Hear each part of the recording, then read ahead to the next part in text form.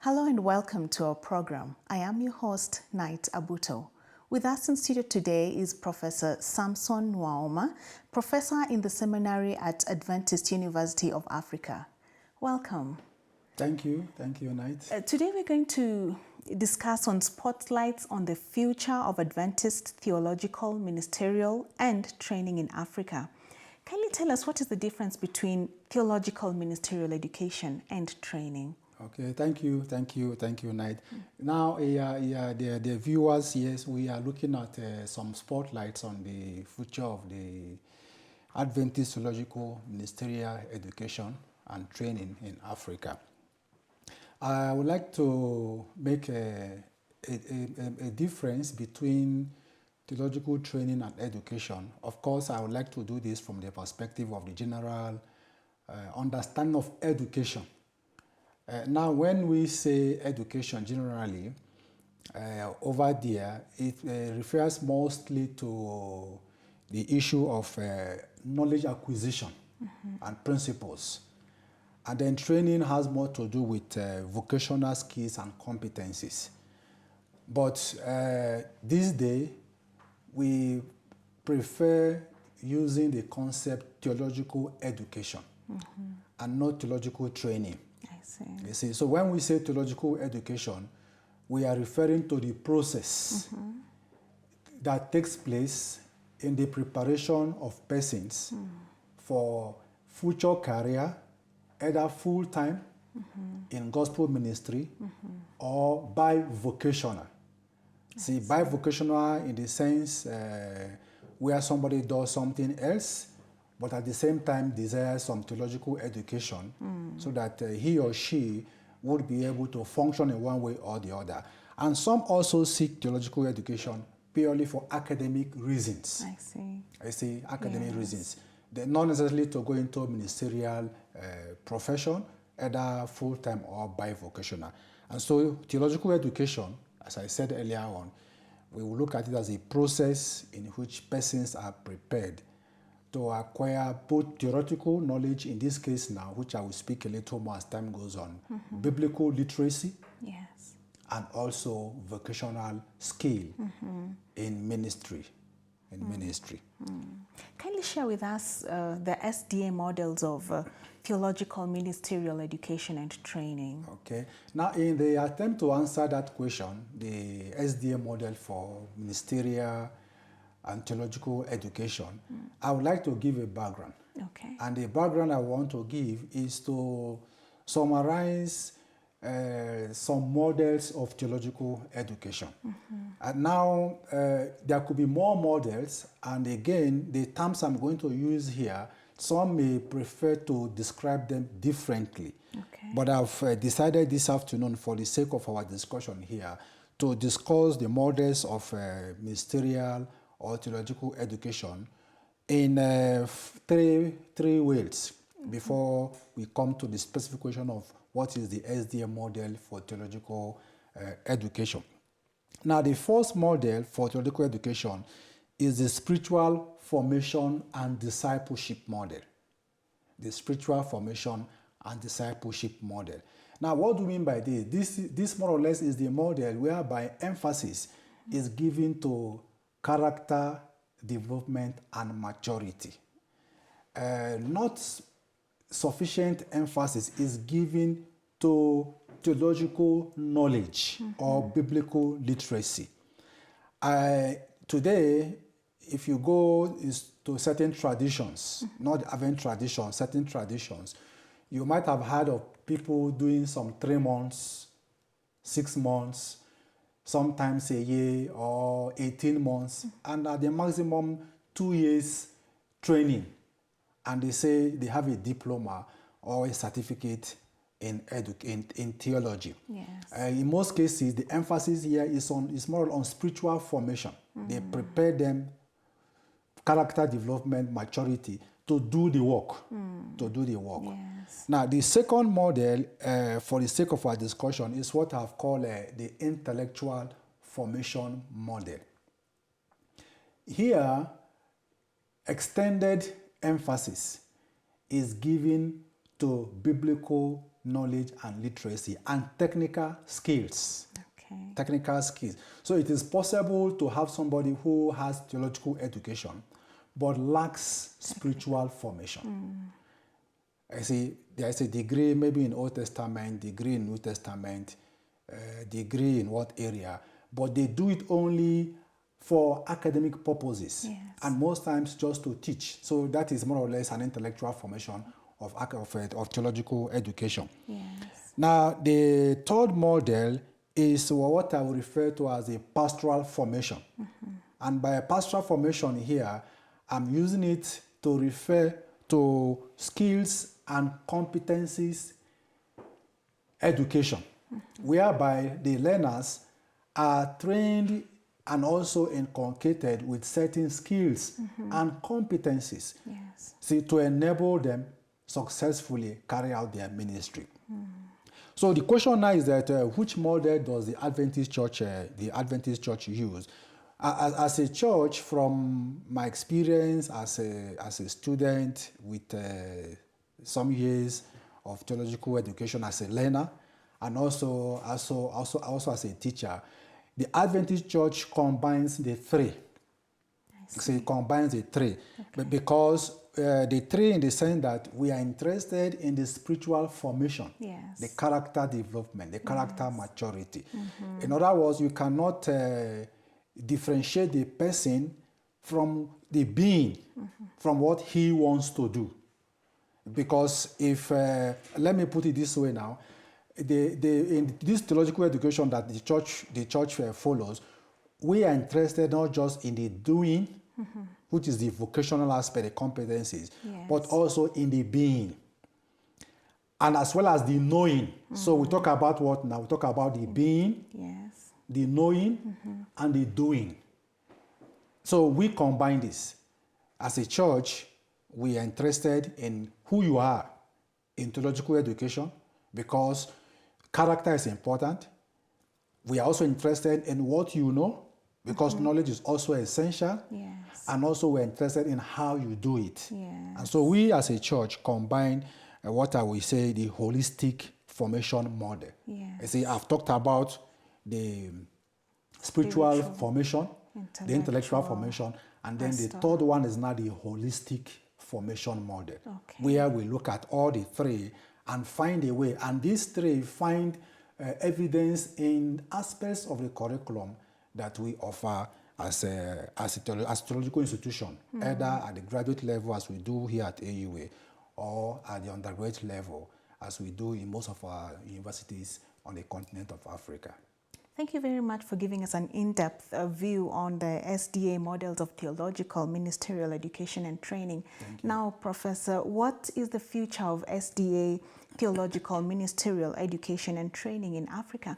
And I'd like, as you answer this question, maybe you could categorize it into three: the opportunities, the challenges, and the way forward. Okay, thank you very much. The opportunities, of course, they are very known. I know sometime this week, one of my colleagues was here to speak on the role of the seminary in Africa.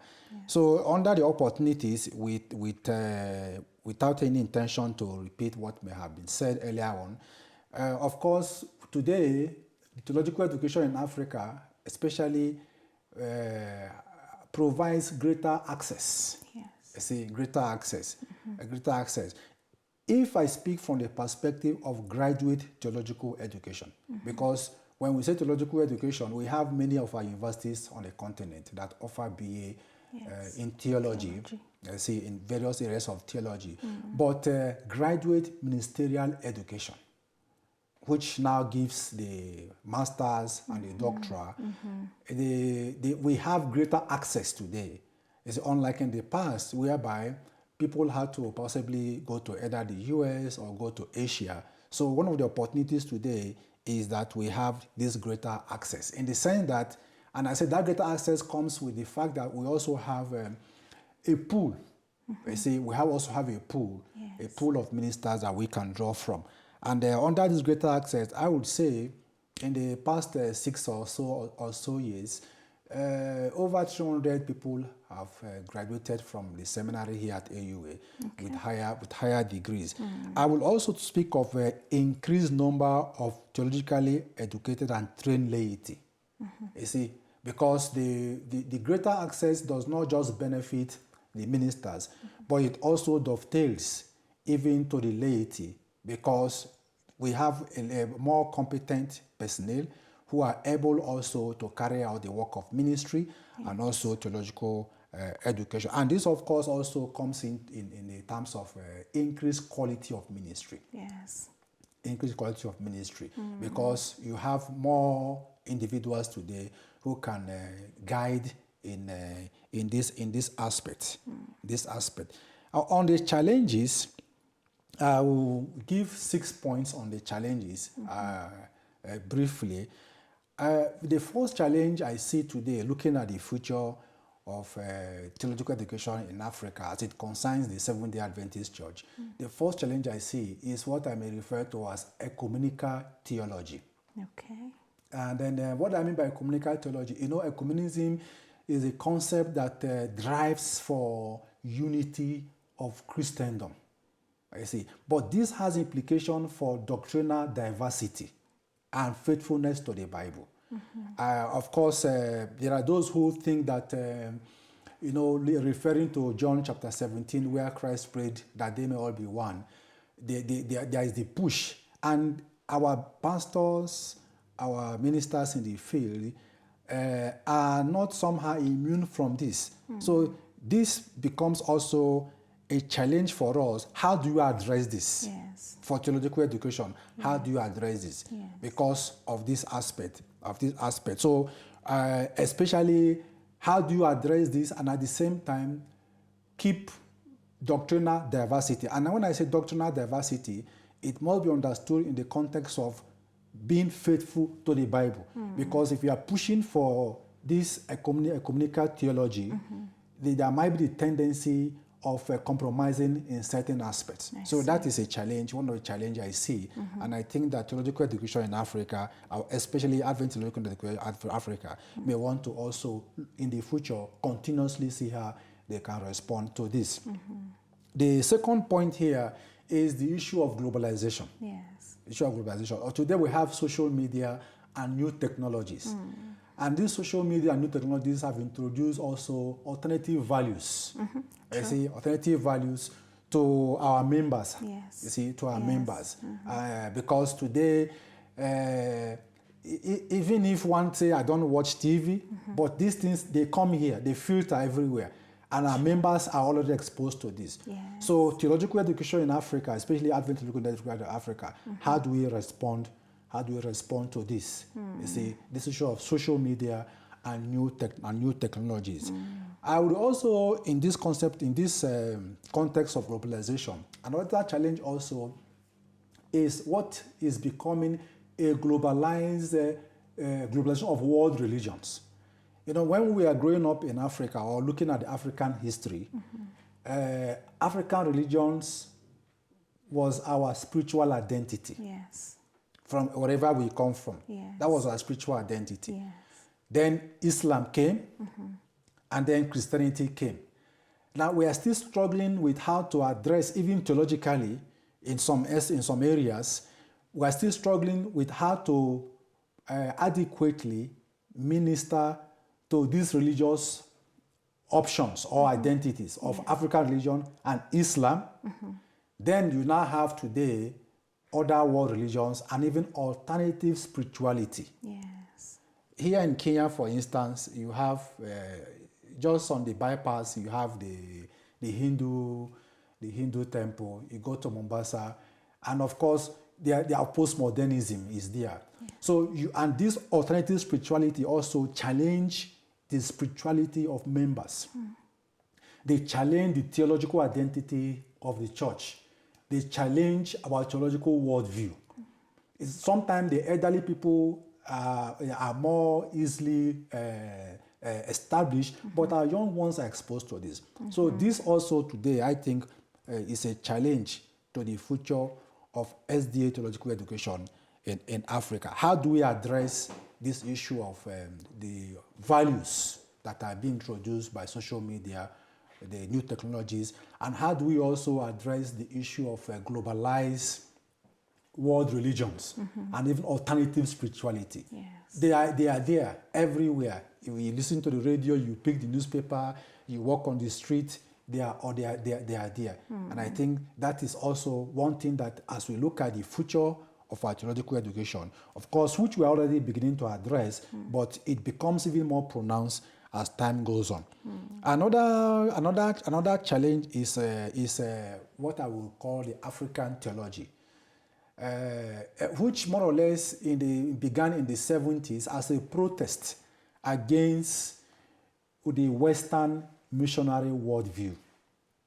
You see, where when they came, they felt that everything in Africa was evil, and then you now have a generation of African theologians who, in the attempt to create a renaissance of African culture, Yes. and to validate African culture, like here in Kenya, people like Mbiti, back in West Africa, people like Dokpamu, Awula, and the rest of them, Bidiako, of course, in South Africa, and the rest of them, who believe that Africa has something to offer. And this Africanization of theology also is a challenge to us. Currently, I'm doing a research where I'm trying to find out, even from among some of our pastors, their view on some of this. So that also is a challenge. How do we continuously address this challenge of the push for Africanization of theology in Africa? Because, you know, some will always challenge you, Adventist theology is Western. I wouldn't think now, I put that in parentheses now, it's Western. What of our own here? So how do you keep a balance? How do you keep a balance? How do we keep a balance? The challenge also I see in the future is the dearth or scarcity of literature. Whereas, of course, I would say for those of us who teach here at the seminary, being a graduate seminary, we will say, yes, we do have some materials we make available to the student, but as in my experience visiting some of our Adventist undergraduate institutions, there is a big challenge of literature. And I talked about the issue of new technologies earlier on. Yes. The tendency today of sourcing every knowledge from the internet is also one thing that may affect, because where there is no sufficient literature, the tendency will be to do the quick solution, and that is just to Google and then get those materials. So I see that as a big challenge for the future of theological education in Africa, especially at the undergraduate level. And if care is not taken, it may also affect even the graduate theological education that we do here at AUA. The fifth point is limited resources. Limited resources. Now, theological education technically is not a money spinning or endeavor, or like some will say, it's not a cash cow. You see, like maybe if you talk things like maybe business, for example. Many people want to go into business, public health. I see. In theology, yes, there are people who want to go into theology, but the income that may come in is not commensurate with what is put in. And that there's a temptation also sometimes of leadership not investing sufficiently. Because sometimes now it becomes this issue of supply and demand. Where is the need? And even if it's not the issue of supply and demand, we now look at the balance sheet. If I'm investing this much, what is the revenue that is coming? You see, and that can also be a challenge. So limited resources. And I see that because I see that not only from my experience in the past here, but also in our undergraduate institutions. So I see also a big challenge in that area. Another challenge I also see before I come to the way forward, which I'm also giving 6 points on the way forward, is the issue of distance learning. Distance learning, of course, is also a challenge And that is why because maybe I'll just make a little statement here, but much later, as you go to the next stage, I will also speak about that here. How is it a challenge? People are used to resident theological education. Yes. But we are moving gradually now to distant learning. But the challenge, however, if we go back to what I said earlier on, I talked about the three models. I talked about the spiritual model for formation. I talked about the intellectual formation using my own description for them, and then the holistic. Now let's look at the pastoral formation, which I mentioned as skill and competencies, and also talked about the spiritual formation, which has to do with character development. Yes. You can't do character development through the media, e-learning. It has a limit to that. You cannot also model. So you cannot model sufficiently. So if theological education has to keep a balance, SD theological has to keep a balance between the spiritual formation, the intellectual formation, and the pastoral formation, then in the future also, because of resources, of course, like I mentioned earlier, that can also be a big challenge, because I cannot model electronically. Character and skills sometimes cannot be transferable electronically. True. You need some personal contacts, I see face to face, and guidance. So that also I see as a possible challenge in the future, maybe due to finance and other things. Yes. Sorry to interject. Yeah, please go ahead. Is there a difference between pastoral and holistic in terms of model, or is it one and the same? There's a difference. There's a difference. I speak of the spiritual formation. Yes, intellectual. I speak about intellectual, and then the pastoral. But the holistic is what combines all of them together. I say an attempt is made to give an equal emphasis to the three. Yes. To the spiritual formation, to intellectual formation, and then to the pastoral formation. And that is why I look at it as a holistic model. Yes. I think now the viewers have it clear that that is the holistic model. It encompasses the spiritual, the intellectual, and the pastoral formation model. Now, maybe you can tell us the way forward. Now, the way forward also, I think this essentially may not be new, but I've tried to identify 6 way forward for the future, which for me I see as a response to the challenge. I see a response to the challenge. And the first one is, I said, continuous holistic approach to theological education. So the temptation, like I mentioned earlier, and good thing you brought back to clarify, the temptation will be, if we are looking at the challenge of finance, the temptation might be to sacrifice one aspect of theological education. Yes. You see, there may be the temptation of sacrificing the pastoral formation, which requires interface. Yes. You see, which requires interface. You see, so I think that for the future, as we continue, there is need to continue in the holistic model of theological formation, which emphasizes the spiritual formation, the intellectual formation, the spiritual formation, which I said is a character, the maturity and development, the intellectual formation, which seeks knowledge, biblical literacy, technical skills, and also the pastoral formation, which brings in the skills and competencies, the how of doing it. So I think for the future, we need to continue in this direction. The second way forward is what I consider biblical faithfulness in curriculum content. You see, remember we had mentioned some of the challenges. I talked about this issue of the new technology, social media, alternative spirituality, and the rest of them.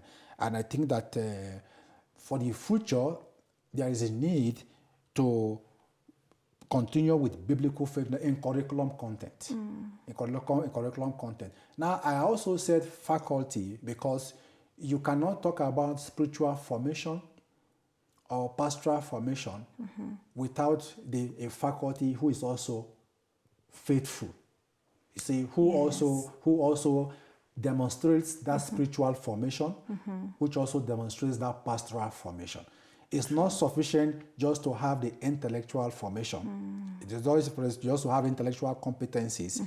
So I think that there is also, as we continue, the church in Africa, the church in ECD, especially where we fall, needs to give continuous due attention to this aspect of biblical faithfulness in curriculum content, and also faculty who can deliver this holistic model of theological education. The third point is what I consider contextual curricula. Contextual curricula. Remember, I did talk about the issue of African theology, and I also talk about the challenges that we see, African identity and the rest of them. But we, however, cannot run away from the fact that a curriculum that is developed outside of our environment and the worldview that is familiar to us, that we've experienced, that we have grown in, may not adequately minister. And there are certain areas that are very important in this issue of contextual curriculum. The area of mission. The area of mission. And even the area of mission, I want to speak on this issue of even outreach and nurture. I see, because what can work effectively for us here in our context may not work elsewhere. And I think that is an area that we continue to look into. Even the issue of leadership also, even contextualizing the curriculum, leadership can also be part of it. And of course, on social issues. Yes, we do live now in a globalized world where social issues are even globalized. Yes. They are not just indigenous, for that matter, yes. Or even partitioned to certain areas. Yes. But we still know that there are certain social issues that are very peculiar to us here on the continent of Africa. Yes. And I think there is need, even in our curriculum development. Some of these elements are already there in the curricula that we possess, but but at a stronger emphasis, you see, yes. A stronger emphasis need to be placed on them. Of course, a way forward also that I mentioned earlier, even though I see it as a challenge, but I think it's still also a way forward because resources have become quite challenging. So I still see that distant learning, our blended learning, is still a way forward. Especially if I use the UA, for example, we are almost, if not all, of our ministerial students are people who are pastors. Okay. They're already working. Yes. I see, they're already working. And it's not like somebody electing to go to school and then maybe he decides to take a time off for 2 or 3 years and devote it to education. But we have people who are already engaged in employment and they are only trying to do a continuous education. As far as I'm concerned, what they are doing here is like a continuous education. For the masters and doctorate, continuous education. Yes. So the challenge now will be, how do you balance the two for them to still maintain the assignment, be relevant to the work, the organizations that employ them, that are paying their bills, yes. And at the same time also enable them to be able to have the holistic theological education. Yes. You see? Yes. And that is where, of course, blended learning comes in. So that in the future, definitely, there will be need, even as we already, of course, we are doing now, there will be need also to go back, maybe look at the curriculum and see certain areas that can be completely delivered. Because definitely, not all the areas of theological education can be delivered through e-learning. Yes. So, but that is, for me, that is still actually a way forward. So we can combine the two. Of course, greater funding, we can't speak less on that. We can't speak less on the issue of greater funding. I know there are many needs that are competing for the limited resources that the church has. There are many needs. And in some instances, it does appear to some people that even higher theological training, or even theological training itself is a luxury. You see, so and some say it's a luxury. So why do you need to put more money into that? Yeah, but I think that we cannot run away from that because theological education is part of mission. Yes. So whatever resource that is put in theological education, it is actually invested in mission. Yes, and I wish many people can see, many of the people who are funding it can see it as investing in mission rather than a luxury. Yeah, that's the thing. Yes, they'll put in more. Exactly. Yes. You see, so even for the person who is perhaps training himself or for willing sponsors or for organization, theological education is an investment in mission. Why? Yes. Because you want to keep the biblical integrity and identity of the church. You want to prepare men and women for eternity. You want to do also mission. And there's no way you can do all this without having competent individuals, either as laity or full-time gospel ministers. So in the future, our theological education still needs greater funding.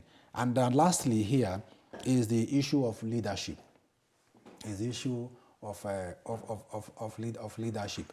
Of course, it cannot be said that on the continent of Africa that our leaders are not giving sufficient support to theological education. That will not be true because they are, but there is no end to calling for this leadership support. Yes, you see, yes. there is no end to calling for this leadership support. Especially also as leaders are sometimes they face a competition of many interests. Yes. You see, of many interests. Yes. Many interests, and because there's a competition of many interests, sometimes out of maybe not their own volition, there may be temptation of doing something that may appear as if they are not giving sufficient support to theological education. So I think that the way forward, as part of the way forward, which I've listed here, our leaders at every level, need to continuously see the importance of giving their support, not just in private, but public support also to theological education in Africa, seeing it as an investment to mission. Thank you very much, Professor Nwaomah, for gracing our program. That was Professor Sampson Nwaomah sharing with us spotlights on the future of Adventist theological and ministerial training in Africa.